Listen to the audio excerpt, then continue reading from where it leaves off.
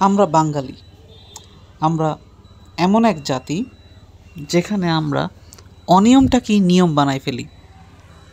বিশেষ করে আমরা বাংলাদেশিরা রীতিমতন নিজের দেশে নিয়ম ভাঙার প্রতিযোগিতার উপরে থাকি। যে যেভাবে পারে নিজের মতন নিয়ম বানাই চলি। এটাই আমরা বাঙালি, আমরা বাংলাদেশি। বাংলাদেশ এমন একটা দেশ, এখানে কোথাও কোনো নিয়মের বালাই নেই। দিন রাত যেখানে সেখানে চলছে আইন লঙ্ঘনের উৎসব। ধরেন রাস্তা থেকেই শুরু করা যাক। ব্যস্ত শহরে ট্রাফিক লাইট জ্বললেও আপনি কি ক্যান্টনমেন্ট ব্যতীত কখনো কোথাও দেখেছেন বাঙালি কোনো ড্রাইভার বা কোনো বাইকার ব্রেক করেছে? করেনি। যতক্ষণ না পুলিশ সিগন্যাল দেয় ততক্ষণ পর্যন্ত আমরা ব্রেক করি না। আবার দেখেন, যারা রাস্তা পারাপার হই তারা ডান বাম কতজন তাকিয়ে রাস্তা পারাপার হই বলেন তো? ও, আমাদের তো আবার রাস্তা পারাপার হওয়ার সময় ফোনে কথা বলার কথা মনে পড়ে। ডান বাম কি দেখার সময় আছে আমাদের?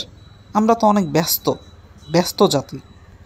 আর এভাবেই চলতে গিয়ে যদি কোনো প্রকার অ্যাক্সিডেন্টের শিকার হই তখন কিন্তু সব দোষ ভাই ড্রাইভারের। আপনি দেখছেন কি দেখেন নাই, আপনি দেখে পার হয়েছেন কি হন নাই, আপনার কানে মোবাইল ছিল কি ছিল না, এত কিছু দেখার তো আমাদের সময় নেই ভাই। লাগাই দিছে মানে সব ড্রাইভারের দোষ। এবার আসি অবৈধ বাহন অটোরিকশার কথায়।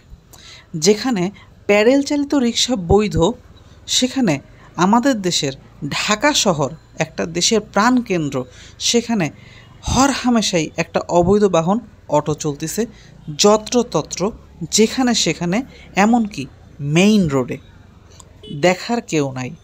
আবার এদেরকে কেউ দেখতে গেলেও বা কেউ কিছু বলতে গেলেও কিছু উৎসুক জনতা এই অবৈধ অনিয়ম বাহনটাকে সমর্থন করার জন্য এগিয়ে আসে।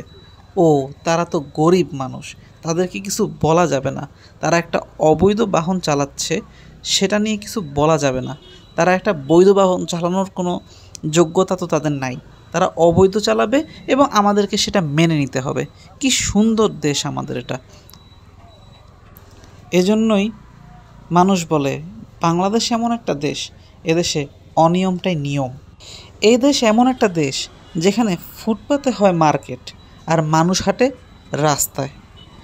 আবার আপনি যখন আপনার অধিকার, আপনার ফুটপাত বুঝে নিতে যাবেন, তখন আবার কিছু মানুষ এসে আপনাকে বলবে, ভাই গরিব মানুষের ব্যবসায় লাথি দিচ্ছেন, গরিব মানুষের পেটে লাথি দেওয়া ঠিক না। অথচ তারা যে অবৈধভাবে ফুটপাত দখল করে আছে সেটা নিয়ে কিন্তু বলার কেউ নাই। তারপর আবার এমনিই তো ফুটপাত দখল, সেখানে আবার যখন তখন বাইকাররা বাইক উঠাই দিচ্ছে। কি মজা, তাই না? এগুলো কেবলমাত্র কিন্তু বাংলাদেশেই সম্ভব। বাংলাদেশ ছাড়া কিন্তু আপনি এই যে বিষয়গুলা কোথাও দেখবেন না। দেখতে পারেন আফ্রিকার কিছু অনুন্নত দেশগুলোতে, বাট এই উন্নয়নশীল মোড়কে পেঁচানো দেশগুলোর মধ্যে বাংলাদেশই একমাত্র দেশ যেখানে যা ইচ্ছে তাই করা যায়। আর আমাদের দেশের পরিবহন ব্যবস্থার কথা না বললেই নয়। এদেশের শহরে যে লোকাল বাসগুলো চলে সেগুলোতে যাত্রী জাস্ট বাধ্য হয়ে ওঠে। যাত্রী সেবার তো কোনো চিন্তাভাবনা তো এই বাস মালিকদের নাই। যাত্রী বান্ধব কোনো পরিবেশও তারা রাখে নাই। পুরাতন লক্কর ঝক্কর বাস, বাহির থেকে দেখলে মনে হয় শুধু বডিটাই আছে, ভিতরে যে কীরকম অবস্থা সিটের তা আমরা বাঙালিরা যারা লোকাল বাসে চলাচল করি তা আমরা সবাই জানি। এদের জন্য কিন্তু রাস্তার ধারে ধারে সরকার স্টপেজ করে রাখছে, কিন্তু তারা তো অনেক ভিআইপি রাস্তায়, তাদের স্টপেজ লাগে না। কারণ তাদের ভাবভঙ্গি এমন, তারাই রাস্তার জমিদার, তারা যেখানে সেখানে বাস থামাতে পারে, কিচ্ছু বলার নাই। আর তাদের এরকম অব্যবস্থাপনায় প্রশাসনও কিন্তু প্রশ্নবিদ্ধ। কারণ আমাদের প্রশাসন তো শুধুমাত্র বাইকারদেরকে মামলা দেওয়ায় ব্যস্ত থাকে। বাসগুলোর যে এরকম অবস্থা তা কিন্তু তাদের চোখেই পড়ে না। তারা শুধু মামলার মেশিন নিয়ে রাস্তায় দাঁড়াই থাকে, কখন কোন বাইকটাকে ধরবে আর কখন কোন প্রাইভেট কারটাকে ধরবে। শুধুমাত্র এই নিয়তে মনে হয় তারা প্রতিদিন সকালবেলা বাসা থেকে বের হয় আর সন্ধ্যার সময় মামলা টামলা দিয়ে খুশি মনে বাসায় যায়। যাক, প্রশাসনের কথা আর নাই বা বলি, এবার আসি অসভ্য বাঙালির ন্যায্য হিস্যায়। আমরা বাঙালি জাতি রাস্তাটাকে নিজের বাপ দাদার সম্পত্তি মনে করি। এর জন্যই তো চিপসের ঠোঙ্গা বা জুসের বোতল খেয়ে ওই রাস্তাতেই ফেলে দিই। আর চিন্তা করি সিটি কর্পোরেশন তো আছেই, তারা তো আমাদের জিনিসপত্রগুলো নিয়েই যাবে রাস্তা থেকে, তাই না? কি সুন্দর বাপদাদার সম্পত্তি আমাদের। এ যেন সকল দায় শুধুমাত্র সিটি কর্পোরেশন আর সরকারের, সাধারণ মানুষের কোনো দায় নাই এখানে। ও, আরেকটা কথা বলতে তো ভুলেই গিয়েছিলাম। মিরপুর 10 ফায়ার সার্ভিসের পাশ থেকে হাঁটলে মনে হয় যে দেশের সকল মূত্র বিসর্জন ওই জায়গাতেই হয়। জানি না এরা বাসায় কিভাবে টয়লেট মেনটেন করে।